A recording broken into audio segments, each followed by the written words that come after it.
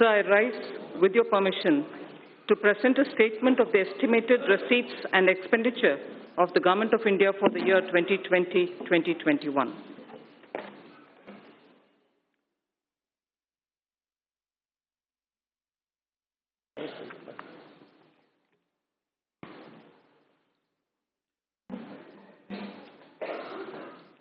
दो हजार 2021 के लिए भारत सरकार के अनुवादित भारतीय और वे विवरण प्रस्तुत करेंगी Nirmala Sitharaman ji.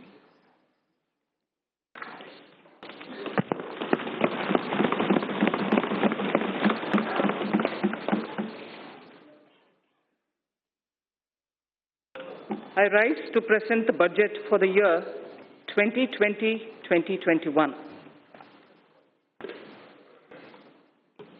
Sir, in May 2019, Prime Minister Modi received a massive mandate to form the government again. With renewed vigor, under his leadership, we commit ourselves to serve the people of India with all humility and dedication. People of India have unequivocally given their Janadesh for not just political stability and also reposed faith in our economic policy. This is the budget to boost their incomes and enhance their purchasing power. Only through higher growth we can achieve that and have our youth gainfully and meaningfully employed. Let our businesses be innovative, healthy, and solvent with use of technology. For today's youth, born at the turn of the century, for every member of the scheduled castes and scheduled tribes who seek a better life, for every woman wishing to stand up and get counted, for every individual from the minority sections of our society, this budget aims to give and have your aspirations and hopes addressed. We wish to open up vistas for a vibrant and dynamic economy with a gentle breeze of new technology. This vibrant India shall be a caring society which shall attend to its weak, the old, and the vulnerable among its citizens. During 2014-19, our government brought in a paradigm shift in governance.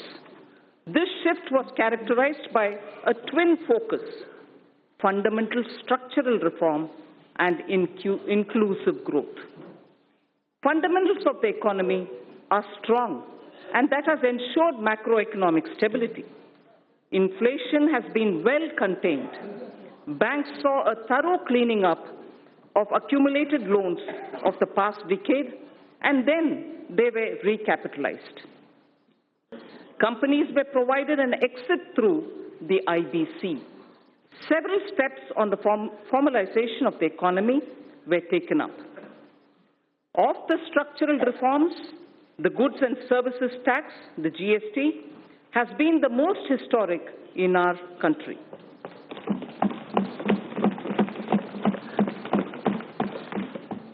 Its chief architect is not with us today. I pay homage to the visionary leader, late Sri Arun Jaitley. At the time of rollout of GST, he had said, and I quote, It will be an India where the center and states will work harmoniously towards the common goal of shared prosperity. The unanimity of the constitutional amendment and the consensus of the GST Council highlights that India can rise above narrow politics for the nation's interest. With the GST, neither the state nor the center loses its sovereignty. In contrast, they will pool their sovereignty on decisions on indirect taxes, unquote. True to this vision for the historic structural reform, the goods and services tax has been gradually maturing into a tax that has integrated the country economically. It has consolidated numerous taxes and cesses to one tax and facilitated formalization of the economy. It has resulted in the efficiency gains in logistic and transport sectors.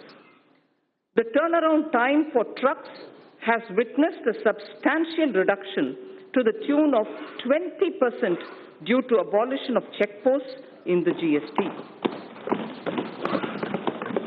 The dreaded Inspector Raj has also vanished. It has also led to a significant benefit to MSME by way of enhanced threshold and composition limit. The effective tax incidence on almost every commodity came down substantially. Through several rate reductions, an annual benefit of 1 lakh crore rupees has been extended to consumers. It amounts to 10% reduction in overall tax incidence. An average household now saves about 4% of its monthly spends on account of reduced GST rates. During this phase of maturing, GST did face certain challenges. This was natural, as transition was daunting. GST Council has been proactive in resolving issues during the transition. In the last 2 years, we have added more than 60 lakh new taxpayers. A total of about 40 crore returns were filed. 800 crore invoices were uploaded and 105 crore e-way bills were generated. There has been extensive engagement with stakeholders. A simplified new return system is being introduced from 1st April 2020. A former Prime Minister had once voiced a concern that the fruits of the welfare schemes were not reaching the intended citizens. The common and deserving citizen was only receiving 15 paise of every rupee sent to him. Guided by Sabka Saath, Sabka Vikas, Sabka Vishwas, our government and our Prime Minister added manifold speed and scaled up the implementation of schemes and programs that directly benefited the poor and the disadvantaged. I wish to list out only a few as examples. 1. Welfare schemes with direct benefit transfer embedded in them. 2. Sanitation and water as provision of basic needs and as a measure of preventive health care. 3. Healthcare through Ayushman Bharat. Clean energy through Ujjwala and solar power. 4th. 5th. Financial inclusion, credit support, insurance protection to vulnerable sections and pension scheme. 6th, digital penetration with broadband and UPI. And finally, affordable housing for all through PMAY, the Prime Minister Awas Yojana. The milestones achieved are unprecedented, globally recognized and benchmarked against international indices. This strategy changed the established order of a few individuals, cornering most of the benefits, and was appreciated by the people. This had immensely positive outcomes. We have moved on from a growth rate of just over 4% in 1950s to 6% in 80s and in the 90s. However, during 2014 and 19, we clocked a growth of 7.4% on average, with inflation averaging around 4.5% itself. It is worthwhile to note that inflation was close to 9% in the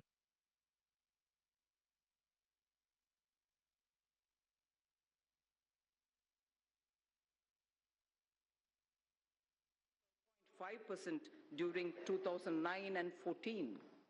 Between 2000 Between 2006 and 16, India was able to raise 271 million people out of poverty, which we all should be proud of. We are now the 5th largest economy of the world. India's foreign direct investment got elevated to the level of $284 billion during 2014 and 19, from $190 billion that came in during the years 2009 to 14. The central government debt that has been the bane of our economy got reduced in March 2019 to 48.7% of GDP from a level of 52.2% in March 2014. Just between 14 and 19, I recall this figure, the central government's debt in March 2019 has come down to 48.7% of the GDP from a level of 52.2% in March 2014. With this backdrop, our government shall work towards taking the country forward so that we can leapfrog to the next level of health, prosperity, and well-being. We shall strive to bring ease of living to every citizen.